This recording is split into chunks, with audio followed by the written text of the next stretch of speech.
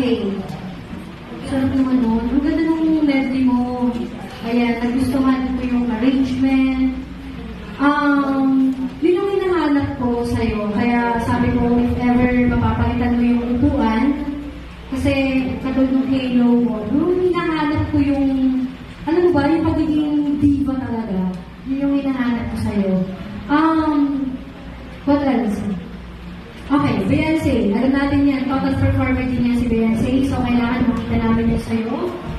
And, tanggalin natin ang confusion. Kasi nakakonfuse kaya kung papasok na ba into next song na ba to or ano bang gagawin kung sunod. More polishing sa song.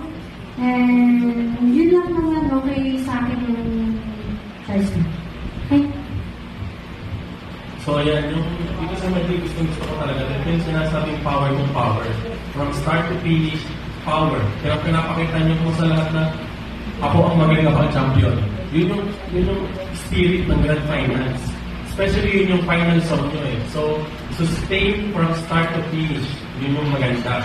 So, yun nga, yung suggestion namin sa kanila, kung kaya palitan yung bukuan, gumawa ka ng, palitan mo siya ng kanta, yung kagaya ng sinabi yung Loli, yung Halo, na kaya mo, maganda kasi yung high note mo kasi makapal siya.